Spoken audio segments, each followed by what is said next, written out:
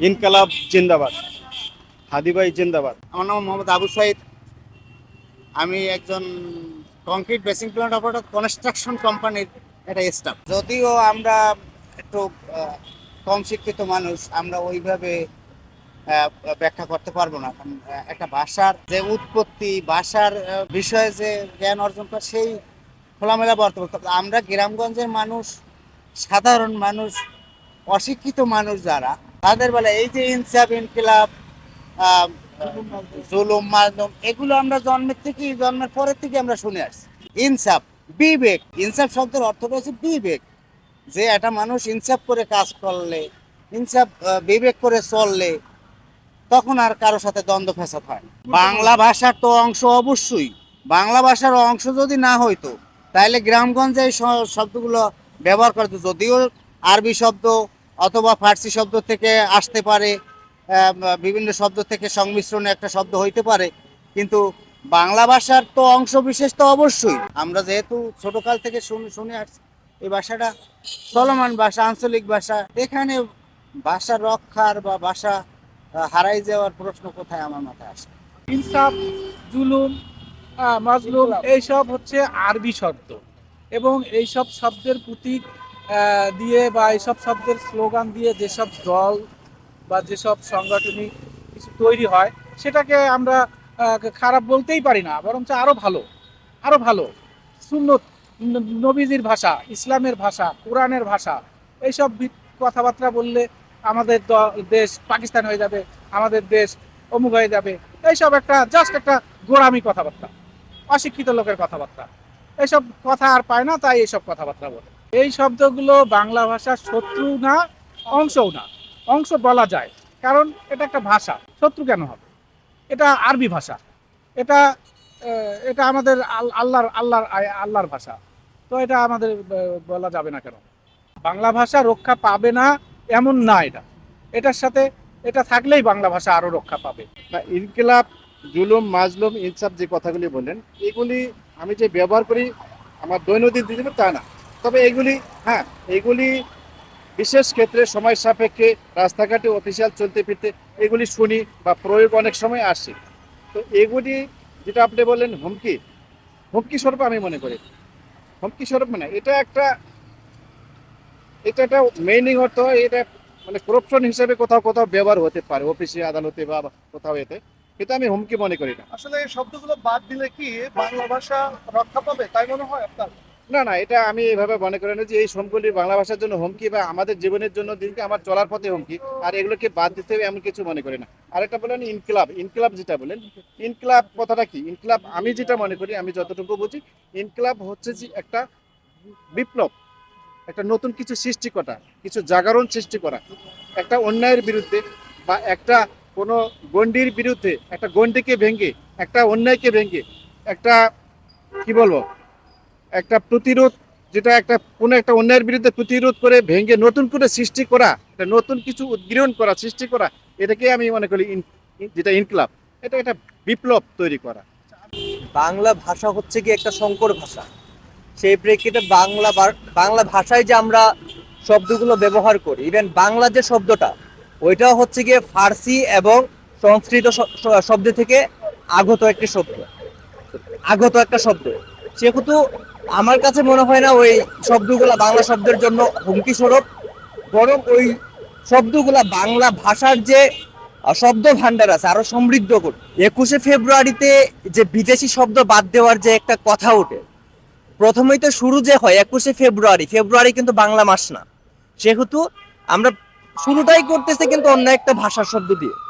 তো আমার কাছে মনে হয় না যে বিদেশি শব্দকে বাদ দিয়ে আলাদাভাবে নতুন করে অন্য কোনো শব্দ ব্যবহার করা, বা এগুলো হচ্ছে কি আসলে যখন রাজনৈতিক স্বার্থ হাসিলের ব্যাপার আসে, তখন মানে মানুষ রাজনৈতিক ফায়দার জন্য একটা নেগেটিভ বিল্ড আপ করে, যেন মানে সব যাকে আমরা সহজ করে বলি, যেন যাকে আমরা সহজ করে বলি শব্দের রাজনীতি, মানে ওইটা হচ্ছে একটা রাজনীতি।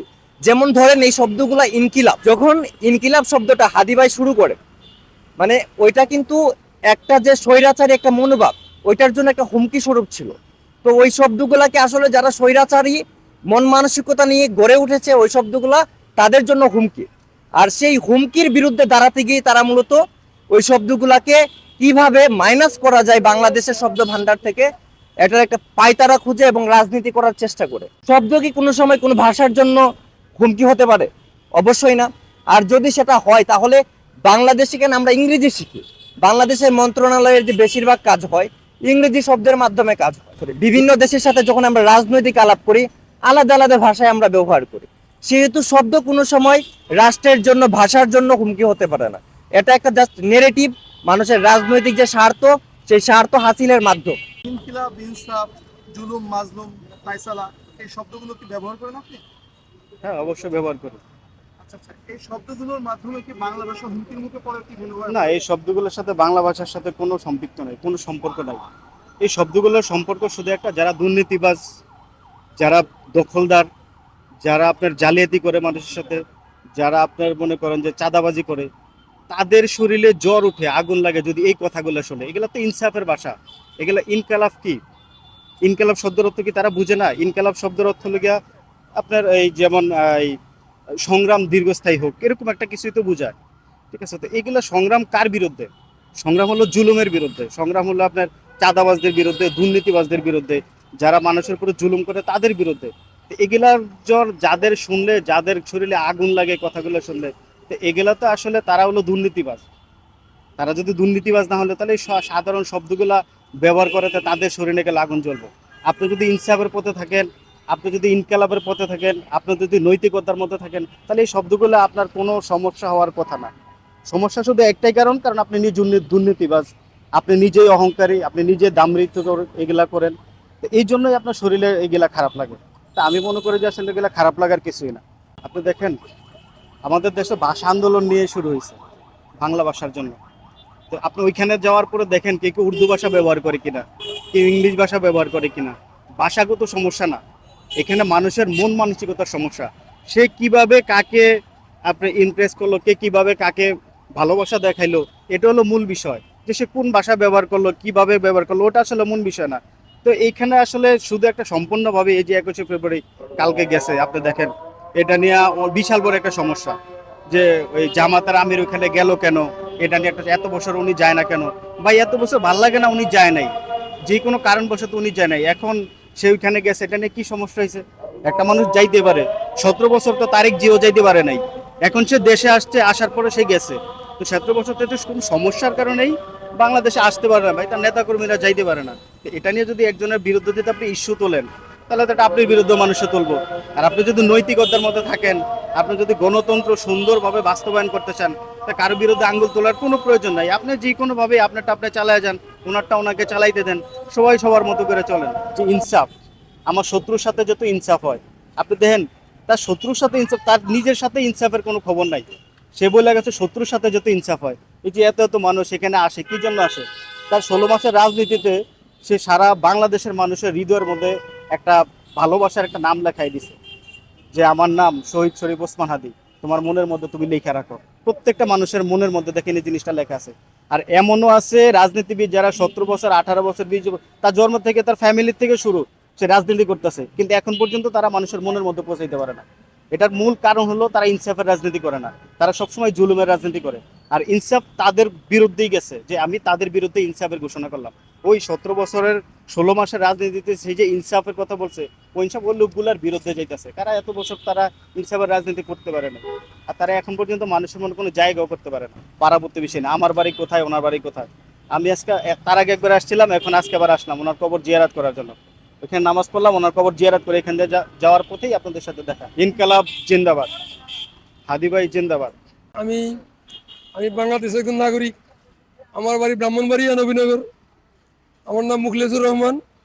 আমি মগবাজার গার্লস স্কুল অ্যান্ড কলেজের অধ্যক্ষ। ইনসাফ, জুলুম, মাজলুম, ফায়সালা এই শব্দগুলো কি আপনি ইউজ করেন, ব্যবহার করেন? হ্যাঁ, আমি ব্যবহার করি। কেন ব্যবহার করবো না? কারণ এই শব্দগুলি তো ইসলামের সাথে ওতপ্রোতভাবে জড়িত। আমি একজন মুসলমান। যারা এখন এই শব্দগুলি নিয়ে বিভ্রান্তিকর কথা বলতেছে তাদের যেমন আপনি যেগুলি বললেন যে ইনসাফ, ইনকিলাব, জুলুম, নির্যাতন, এই কথাগুলো আর কি। ইনসাফ শব্দ তো আমাদের ধর্মীয় ইসলাম ধর্মের মধ্যে এটা ওতপ্রোতভাবে জড়িত। ইনসাফ ছাড়া তো কোনো কিছুই সম্ভব না, সব ক্ষেত্রে ইনসাফ প্রতিষ্ঠা করা উচিত। তো এই যে বিগত স্বৈরশাসকের আমলে যে আন্দোলনটা বেগবান হয়েছিল, যে আমাদের হাদি ভাই আছে, তারপর আরও ওনার সাথে এই আপনার ইনকলাব মঞ্চে যারা ছিল, তারপর পাটোয়ারি সাহেব, নাহিদ সাহেব, তাদের অগ্রযাত্রায় অগ্রভূমিকায় এই আপনার আন্দোলনটা বেগবান হয়েছিল এবং এই আন্দোলনটা তখন খুব অনিবার্য ছিল। আর এখন যারা এই শব্দগুলো নিয়ে বিভ্রান্তিকর কথাগুলি বলতেছে, এটা আমার মনে হয় এটা কোনো একটা তারা এই শব্দগুলি নিয়ে না, আসলে তারা একটা কোনো দিক তারা ও মানে মানে ওই জুলাই যুদ্ধটাকে একেবারেই প্রশমিত করার লক্ষ্যে এবং মানুষের মন থেকে দূরে সরানোর লক্ষ্যে তারা এগুলি করতেছে এবং তারা স্বার্থান্বেষী একটা দল। আমি মনে করি শব্দের তো কোনো প্রাণ নাই, শব্দের তো কোনো হাতিয়ার নাই, সে আমাদেরকে আক্রমণ করতে আসবে, মানে ক্ষতি করতে আসবে। যারা বলতেছে এই কথাগুলো, তারা শুধু ডিভাইড করার জন্য, আমাদের মধ্যে একটা ডিভিশন তৈরি করার জন্য তারা এগুলি বলতেছে। তারা শব্দ নিয়ে না, শব্দ তাদের ফ্যাক্টর না, তাদের ফ্যাক্টর হলো ইউনিটিটাকে কীভাবে ব্রেক আপ করা যায়, কীভাবে ভেঙে দেওয়া যায়, এটা হলো তাদের কথা। সোশ্যাল মিডিয়াতে ইনকলাব আর ইনসাফ নিয়ে কিছু শব্দর আর অনেক ভাইরাল একটা বিষয় হয়েছে। তো আমি মনে করি যে ইনকলাব বা ইনসাফ এইগুলো আমাদের রাষ্ট্রীয় ভাষা বাংলার সাথে কোনো ইফেক্ট ফেলে না। কারণ হচ্ছে যে 52-র যে ভাষা আন্দোলনটা, 52-র ভাষা আন্দোলনের আগে তো আমরা পাকিস্তানের অংশ ছিলাম। তো যার কারণে পাকিস্তানের অংশ বিশেষ থাকার কারণে ওদের যে ভাষাটা, ওদের ভাষার সাথে আমরা মেইনলি এখন কথা বলতে গেলে আমরা বাংলা ভাষার কথা বলার মধ্যেই ইংরেজি অনেক শব্দ আমাদের মিক্সড আছে। এরকম অনেক শব্দ ফার্সি, ইংরেজি আরও অনেক ভাষা আছে। তো আমি মনে করি না যে এই শব্দগুলোর জন্য আমাদের বাংলা ভাষার কোনো সমস্যা হবে।